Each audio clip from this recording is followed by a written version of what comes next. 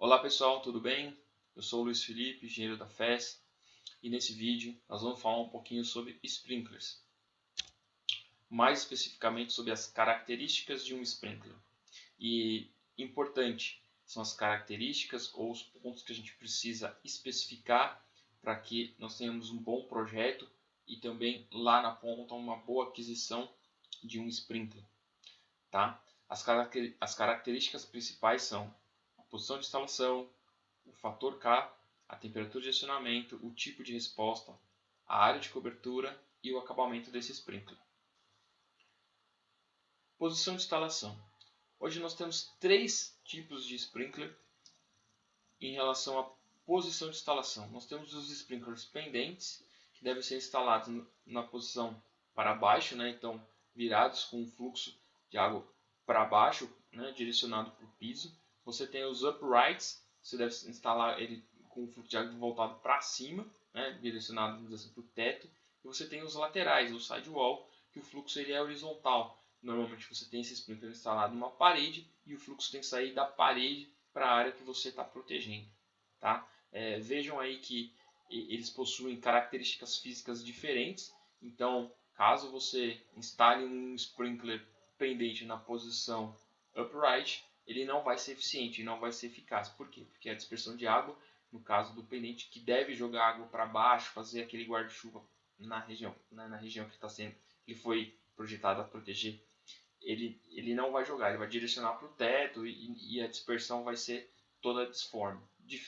E o upright, a mesma coisa, se você instalar ele para baixo, ele vai jogar água para o teto e vai fazer uma dispersão totalmente errada.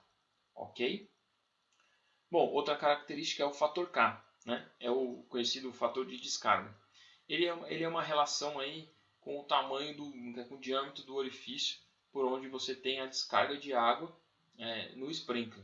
Né? Normalmente aí hoje no mercado a gente está acostumado a ver sprinklers, né, fator K 5.6 é o mais usual, né, esse que usa aí no escritório, né, são os mais usuais, mas você também tem aqueles bicos com fator K maior, né, então K28, K34, já destinado para a área de armazenagem. Aqui tem uma foto, né, só para exemplificar um sprinkler K5.6 ou K80 e o K360, que é um K25, só para a gente entender a relação aí do tamanho, né? Então, quanto maior o fator K, maior o sprinkler.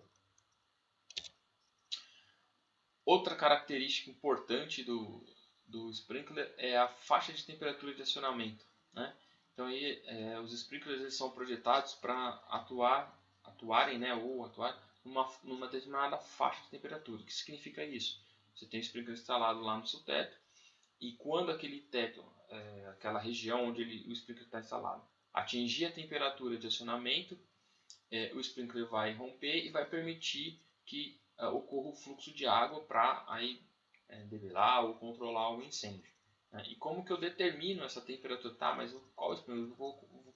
Vou colocar um sprinkler de 68 graus, de 79, 100 graus, 93.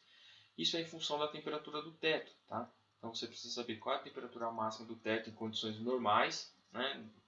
Normais, assim eu digo, né? Quando não tem um incêndio. E aí você vai determinar a faixa de temperatura de operação, né? Faixa de operação do sprinkler que ele deve atuar.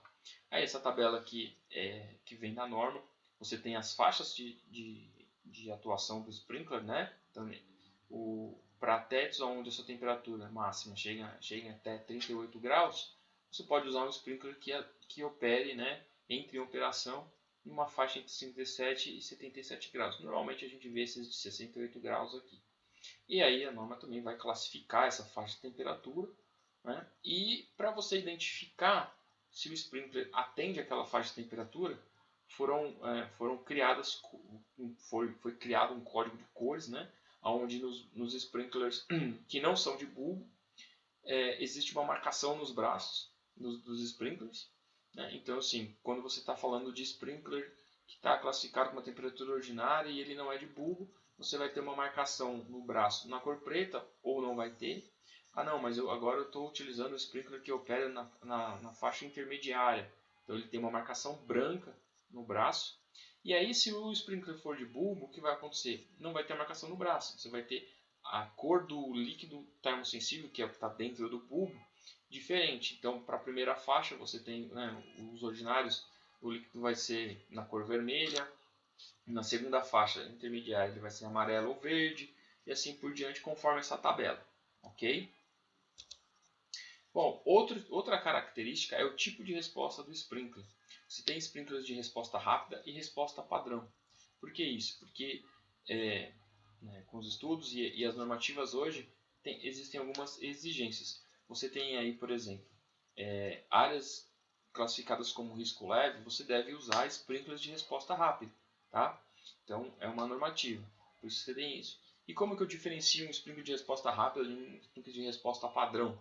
Eu tenho aí, ó, na figura bem perceptível. O de resposta rápida ele tem um bulbo mais fino. Ele é um bulbo com 3 mm de diâmetro. O de resposta padrão ele já é um pouquinho maior e tem um diâmetro de 5 mm.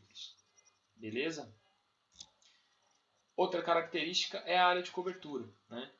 Então aí existem sprinklers para a área de cobertura padrão, que é aquela área normativa tal.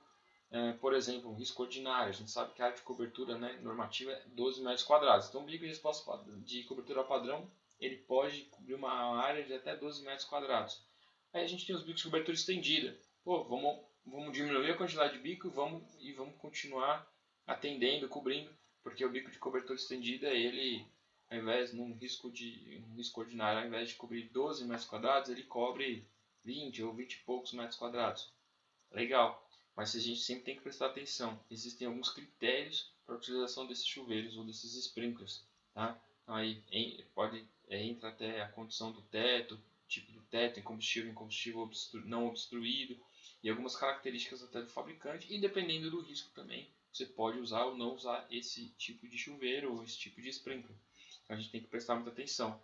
Então a opção é uma boa? É uma boa. Podemos usar? Podemos, mas preste atenção na hora de dimensionar, de especificar se esse sprinkler atende ao risco que você está protegendo. E por fim, não menos importante, o acabamento dos sprinklers.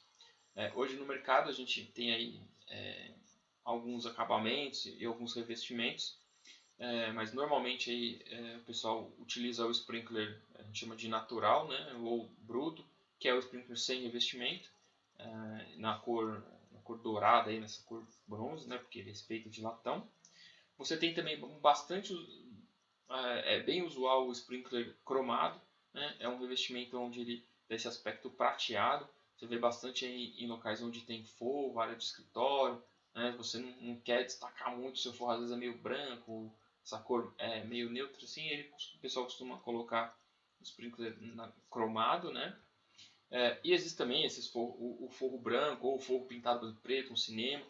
Né? Você não quer colocar um sprinkler que destaque. Você tem um forro preto, se você colocar um bico cromado ou dourado, vai destacar. Então, normalmente, você coloca um bico que tem a coloração do seu forro. No caso, o cinema preto, por exemplo. Né? Então, você solicita para o fabricante esse sprinkler pintado em preto. Tá? Importante, atenção. A gente não deve pintar o sprinkler, né? Comprar um sprinkler natural ou bruto e ir lá pintar ele da cor do forro. Tá? Não, isso não se faz. Isso aí interfere na eficiência e até no funcionamento do sprinkler.